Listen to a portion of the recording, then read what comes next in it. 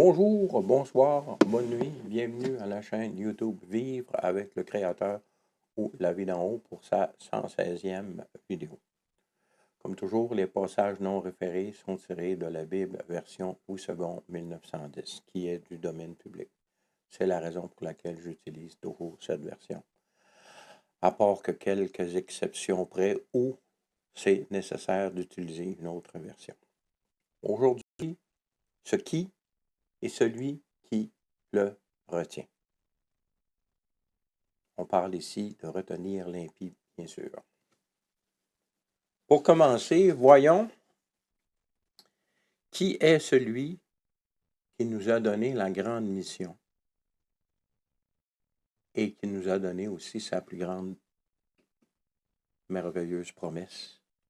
Lisons Matthieu 28, versets 18 à 20. Jésus s'étant approché leur parlant ainsi, « Tout pouvoir m'a été donné dans le ciel et sur la terre. » Tout pouvoir. Donc, Christ règne sur toutes choses.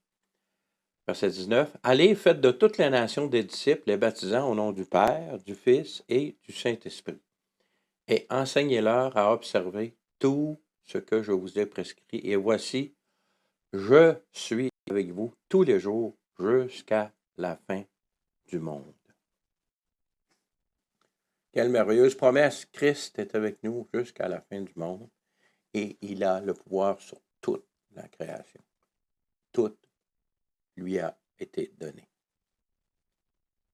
Comme il est avec nous, il nous parle. Beaucoup d'enseignants enseignent la Bible comme si celui qui l'a écrit n'était pas disponible pour les aider dans sa compréhension. Alors, il nous parle.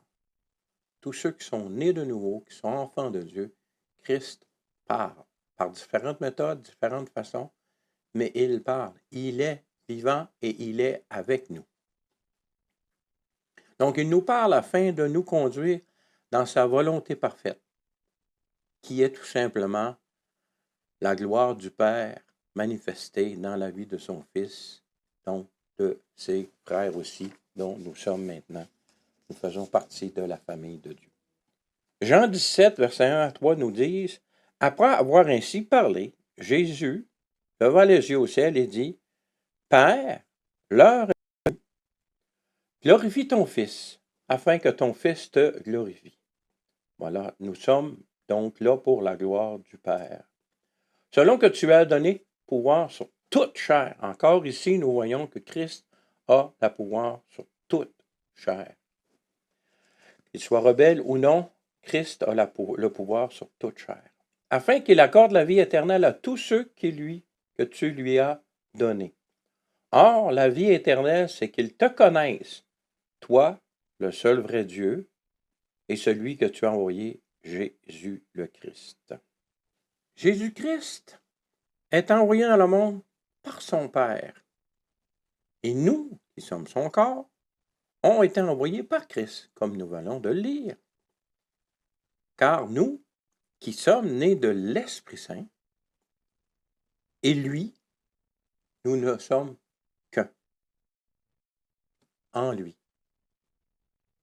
Et lui est un avec le Père. Comprenez-vous maintenant la nature particulière de l'assemblée de ceux qui sont appelés hors d'eux, donc l'Église, qui est le corps de Christ. Jean 17 continue, au verset 18 à 26, lisons. « Comme tu m'as envoyé dans le monde, je les ai aussi envoyés dans le monde. Et je me sanctifie moi-même pour eux, afin qu'eux aussi soient sanctifiés par la vérité. Ce n'est pas pour eux seulement que je prie, mais encore pour ceux qui croiront en moi par leur parole. » C'est important ici ce passage parce que non seulement ceux qui étaient vivants lorsque Jésus a fait cette prière, il y a presque 2000 ans maintenant, ceux à qui cette parole a été annoncée depuis 2000 ans font partie de la prière que Jésus fait ici. Continuons à lire. Verset 21. « Afin que tous soient un, comme toi, Père, tu es en moi, et comme je suis en toi, afin qu'eux aussi soient un en nous, pour que le monde croie que tu m'as envoyé. Je leur ai donné la gloire que tu m'as donnée afin qu'ils soient un, comme nous sommes un. Moi en eux et toi en moi, afin qu'ils soient parfaitement un, et que le monde connaisse que tu m'as envoyé et que tu les as aimés comme tu m'as aimé. C'est tellement clair ici, puis c'est tellement la parole de Dieu.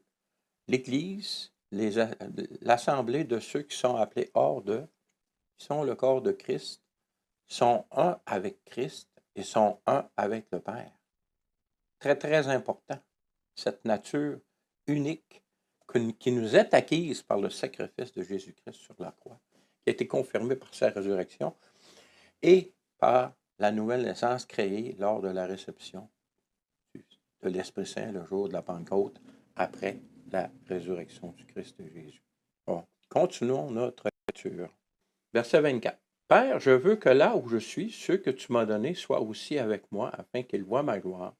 La gloire que tu m'as donnée, parce que tu m'as aimé avant la fondation du monde. Père juste, le monde ne t'a point connu, mais moi, je t'ai connu, et ceux qui ont connu que tu m'as envoyé, je leur ai fait connaître ton nom, et je leur ferai connaître, afin que l'amour dont tu m'as aimé soit en eux, et que je sois en eux. À partir du verset 24, nous voyons qu'un jour, nous serons là où Jésus est. Le passage suivant parle de ce moment merveilleux. 1 Thessaloniciens 4, verset 13 à 18.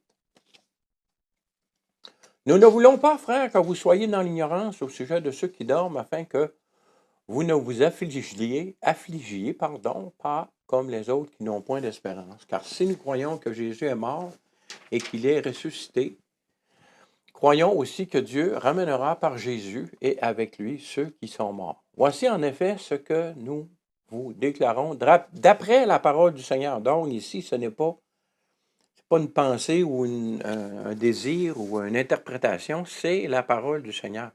Nous, les vivants, restés pour l'avènement du Seigneur, nous ne devancerons pas ceux qui sont morts. Car le Seigneur lui-même a un signal donné à la voix d'un archange et au son de la trompette de Dieu descendra du ciel. Et les morts en Christ ressusciteront en premier. Ensuite, nous, les vivants qui serons restés, nous serons tous ensemble enlevés avec eux sur des nuées à la rencontre du Seigneur dans les airs, et ainsi nous serons toujours avec le Seigneur, tel que nous avons vu dans le verset 24 du passage précédent de Jean 17. Mais pour que cet événement arrive, il y a des conditions particulières qui doivent être en place, et nous voyons ça dans 2 Thessaloniciens, chapitre 2, lisons du verset 1 au verset 12.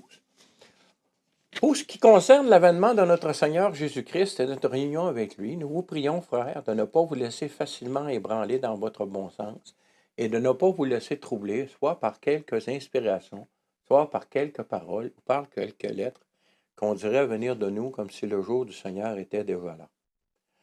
Que personne ne vous séduise d'aucune manière, car il faut que l'apostasie soit arrivée auparavant et qu'on ait vu paraître l'homme du péché, le fils de la perdition.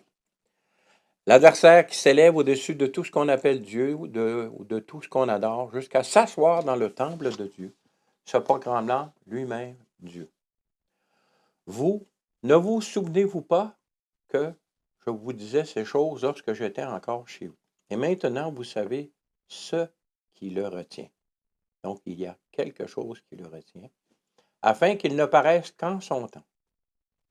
Donc, il paraîtra, et plus tard, il se proclamera Dieu, mais avant qu'il ne paraisse, il y a ce qui le retient. Verset 7, car le mystère de l'iniquité agit déjà, il faut seulement que celui qui le retient encore ait disparu. Donc, il y a ce qui le retient et il y a celui qui le retient. Verset 28, et alors, seulement lorsque c'est ce qui le retient et celui qui le retient est disparu, alors paraîtra l'impie que le Seigneur Jésus détruira par le souffle de sa bouche et qu'il anéantira par l'éclat de son avènement. Verset 9, l'apparition de cet impie se fera par la puissance de Satan avec toutes sortes de miracles, de signes et de prodiges mensongers, avec toutes sortes de séductions de l'iniquité pour ceux qui périssent, parce qu'ils n'ont pas reçu l'amour de la vérité pour être sauvés. Aussi, Dieu leur envoie une puissance d'égarement pour qu'ils croient au mensonge, afin que tous ceux qui n'ont pas cru à la vérité, mais qui ont pris plaisir à l'injustice, soient condamnés. Ce passage est clair. Il faut que l'apostasie arrive afin que l'homme du péché qui vient, afin qu'il soit accueilli en vainqueur pour l'humanité. Cette humanité qui n'aura pas reçu l'amour de la vérité. Cet homme de péché ne peut venir tant et aussi longtemps que ce quelque chose et ce quelqu'un qui le retienne ne soit retiré. Identifier quelle est cette chose et qui est celui qui le retienne est le sujet de cette vidéo. Avant d'identifier ces deux personnes, ces deux choses, cette chose et cette personne, avant de le faire, voyons les circonstances de la venue de cet homme de péché. Allons lire 1 Thessaloniciens 4, versets 16 à 18 et 1 Thessaloniciens 5, versets 1 à 3. Car le Seigneur lui-même, à un signal donné à la voix d'un archange et au son de la trompette de Dieu, descendra du ciel, et les morts en Christ ressusciteront premièrement. Ensuite, nous les vivants qui serons restés, nous serons tous ensemble enlevés avec eux sur des nuées, à la rencontre du Seigneur dans les airs. Ainsi, nous serons toujours avec le Seigneur. Consolez-vous donc les uns les autres par ces paroles.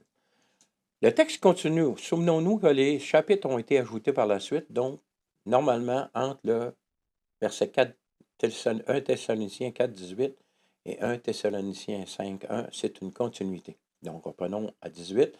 Consolez-vous donc les uns les autres par ces paroles. Pour ce qui est des temps et des moments, vous n'avez pas besoin, frères, qu'on vous en écrive. Car vous savez bien vous-même que le jour du Seigneur viendra comme un voleur dans la nuit. Quand les hommes diront paix et sûreté, alors une ruine soudaine les surprendra, comme les douleurs de l'enfantement surprennent la femme enceinte, et ils n'échapperont point. Le verset 3 nous dit, lorsque les hommes diront paix et sûreté, alors une ruine soudaine les surprendra. Voyons maintenant quand un homme se présentera à l'humanité avec des séductions telles que le mentionnent les versets 9 à 12 de 2 Thessaloniciens 2, qui amènera une certaine paix et une sécurité. Voyons Apocalypse 6, versets 1 à 2. Versets 1 et 2. Je regardai quand l'agneau ouvrit un des sept sceaux, et j'entendis l'un des quatre êtres vivants qui disait, comme d'une voix de tonnerre, « Viens !» Je regardai, et voici parut un cheval blanc. Celui qui le montait avait un arc, une couronne lui fut donnée. Une couronne lui fut donnée. C'est à partir de la voix qui vient du ciel que cette couronne lui est donnée. Donc, c'est la décision de Dieu, de Christ, qui règne sur toute chose. Et il partit en vainqueur et pour vaincre.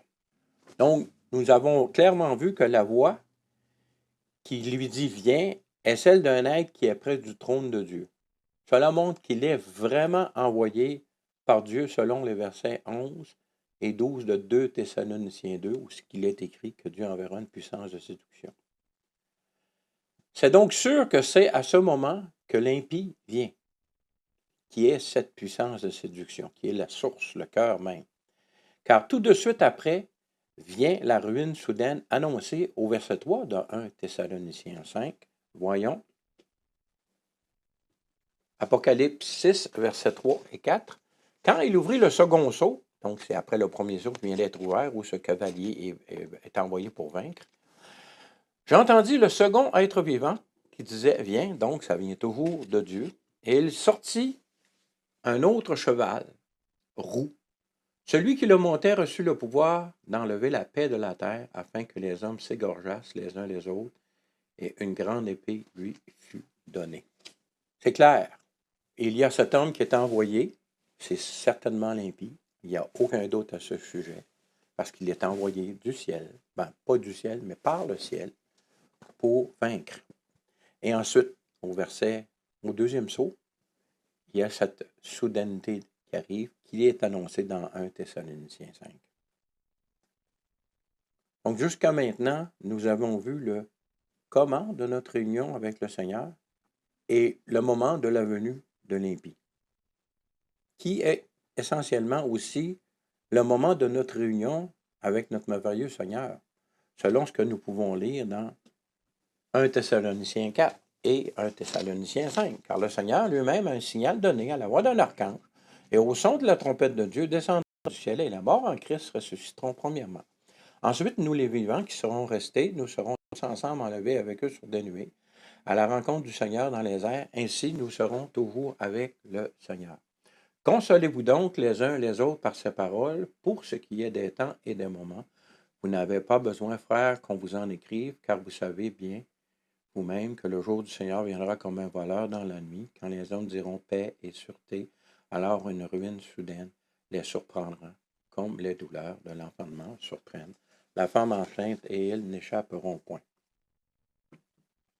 C'est donc clair que notre réunion avec le Seigneur correspond à la venue de cet impie et à la venue du chaos qui le suit, exactement comme nous voyons dans les premiers versets du chapitre 6 du livre de l'Apocalypse.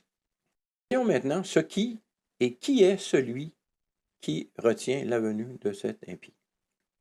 Voyons premièrement qui est celui qui retient la venue de cet impie.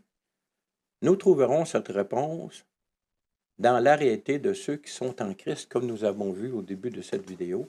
C'est merveilleux, nous sommes en lui, il est dans le Père, nous sommes tous un en Dieu, par la puissance de l'Esprit qui nous a fait naître de nouveau comme enfants adoptifs de Dieu. Quelle merveilleuse réalité, quelle réalité qui est à la base de qui nous sommes en Christ. Donc, allons voir 1 Corinthiens 12, verset 27. Vous êtes le corps de Christ et vous êtes ses membres, chacun pour sa part. Galates 2 nous dit, verset 20, j'ai été crucifié avec Christ, et si je vis, ce n'est plus moi qui vis, c'est Christ qui vit en moi. Si je vis maintenant dans la chair, je vis dans la foi au Fils de Dieu qui m'a aimé et qui s'est livré lui-même pour moi. Donc, nous sommes vraiment Christ sur terre en ce moment. Nous, le corps, son corps. Notez que pour retenir quelqu'un, pour être capable de retenir quelqu'un, il faut nécessairement que nous soyons plus forts que ce quelqu'un que nous retenons. Donc, Christ lui-même retient, parce que nous sommes Christ sur terre, nous sommes son corps en ce moment. C'est ce que nous voyons dans 1 Jean 4 et Jean 16. Voyons. 1 Jean 4, verset 1. Bien-aimés, n'ajoutez pas foi à tout esprit. De nos jours, il y a tellement d'esprits qui s'expriment sur Internet, même dans les églises dites chrétiennes. C'est vraiment pour vraiment faire ce qu'il nous demande ici. Mais éprouvez les esprits pour savoir s'ils sont de Dieu, car plusieurs faux prophètes sont venus dans le monde. La seule façon d'éprouver ces esprits, c'est de comparer leur dire à ce que la parole de Dieu, la Bible, les 66 livres de la Genèse à l'Apocalypse disent.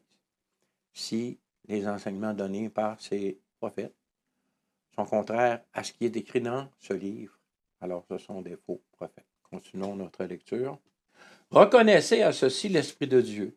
Tout esprit qui confesse Jésus-Christ venu en la chair est de Dieu.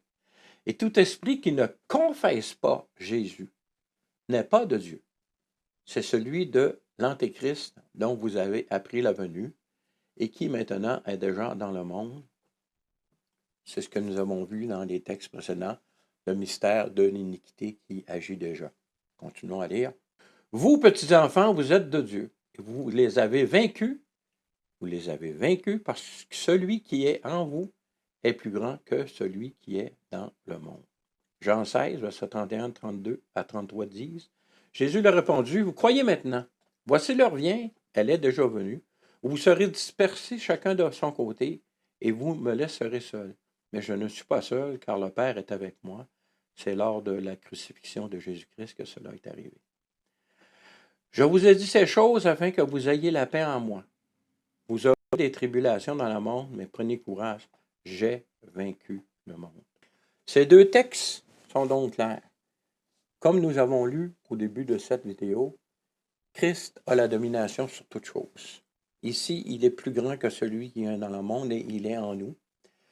Oui, les disciples ont été dispersés lors de la crucifixion, mais cela a complètement été transformé le jour de la Pentecôte, lors de la naissance de l'Église, lors de la nouvelle naissance des disciples, par la réception de l'Esprit Saint, l'Esprit de Dieu.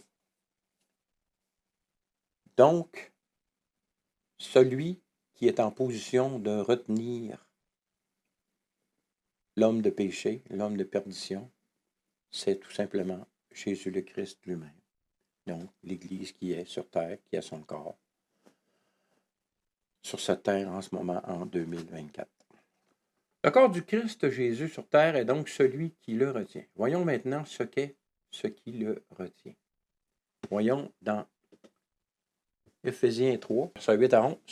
À moi qui suis le moindre de tous les saints, cette grâce a été accordée d'annoncer aux païens les richesses incompréhensibles de Christ et de mettre en lumière quelle est la dispensation du mystère caché de tout temps en Dieu qui a créé toutes choses, afin que les dominations, les autorités dans les lieux célestes, dont on parle de domination et de retenir, connaissent aujourd'hui, par l'Église, la sagesse infiniment variée de Dieu, selon le dessein éternel qu'il a mis en exécution par Jésus-Christ, notre Seigneur. Lisons aussi Matthieu 16, versets 15 à 19. Et vous, leur dit-il, qui dites-vous que je suis? Simon-Pierre répondit, tu es le Christ, le Fils du Dieu vivant. Voici une affirmation claire. Jésus, reprenant la parole, lui dit, tu es heureux, Simon, fils de Jonas, car ce ne sont pas la chair et le sang qui t'ont révélé cela, mais c'est mon Père qui est dans les cieux. Moi, je te dis que tu es Pierre, que sur cette pierre, je bâtirai mon Église. Donc, cette révélation directe du Père à Pierre, c'est sur ce fondement que l'Église est construite. C'est cette relation intime et personnelle avec le Père que l'enfant de Dieu obtient par le sacrifice de Jésus-Christ sur la croix et par la nouvelle naissance de l'Esprit Saint. Alors, c'est vraiment le fondement de l'Église de Jésus-Christ. Donc, cette assemblée de ceux qui sont appelés hors du monde. Continuons à lire. Et que les portes du séjour des morts ne prévaudront point contre elle, contre cette Église qui est en communion avec le Père. Je te donnerai les clés du royaume des cieux. Ce que tu liras sur la terre sera lié dans les cieux. Ce que tu délieras sur la terre sera délié dans les cieux. Donc, ce qui le retient est donc l'Église, l'assemblée de ceux qui sont appelés hors du monde. Cette Église bâtie par Jésus lui-même, sur ce fondement de cette relation renouvelée avec le Père par le sacrifice de Jésus-Christ, suite à la nouvelle naissance créée par l'Esprit Saint. Notez que le verset 18 que nous venons de lire, « Et moi je te dis que tu es Pierre, que sur cette pierre je bâtirai mon Église, et que les portes du séjour des morts ne prévaudront point contre elle. » Donc ce verset 18 confirme que le passage suivant ne peut vraiment pas, en aucun cas, concerner l'Église du Christ Jésus. Ce passage, c'est Apocalypse 13, versets 7 à 9. Et il lui fut donné, donc à la bête, si vous lisez le contexte, de faire la guerre aux saints et de les vaincre. Le verset 18 nous dit « Et que les portes du séjour des morts ne prévaudront point contre elle. » Alors, ce passage d'Apocalypse ne concerne pas l'Église de Jésus-Christ, mais bien les saints de la grande tribulation ou de la grande détresse de Jacob. Donc, complétons de lire notre texte. Et il lui fut donné de faire la guerre aux saints, de les vaincre, et il lui fut donné autorité sur toute tribu, toute langue et toute nation. Tout peuple, toute langue et toute nation. Et tous les habitants de la terre l'adoreront, ceux dont le nom n'a pas été inscrit dès la fondation du monde dans le livre de l'agneau qui a été immolé. Si quelqu'un a des oreilles, entende. Donc, c'est clair ici que le passage d'Apocalypse ne peut en aucun cas s'appliquer à l'Église du Christ Jésus, contre qui les portes de l'enfer ne prévaudront jamais. Parce que la parole de Dieu est irréfutable. Lorsqu'il prononce des choses, il ne ment pas. Et c'est la réalité de la promesse de Christ qu'il a pour son Église et son corps.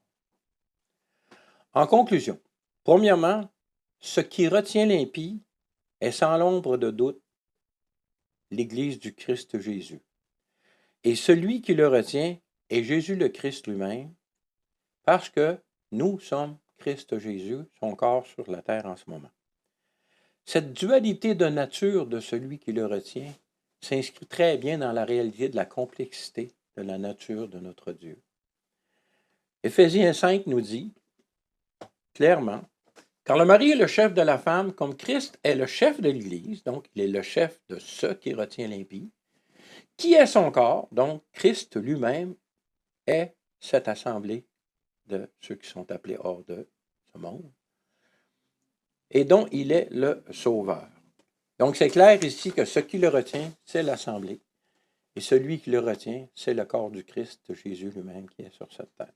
Il n'y a aucun doute à avoir à ce sujet.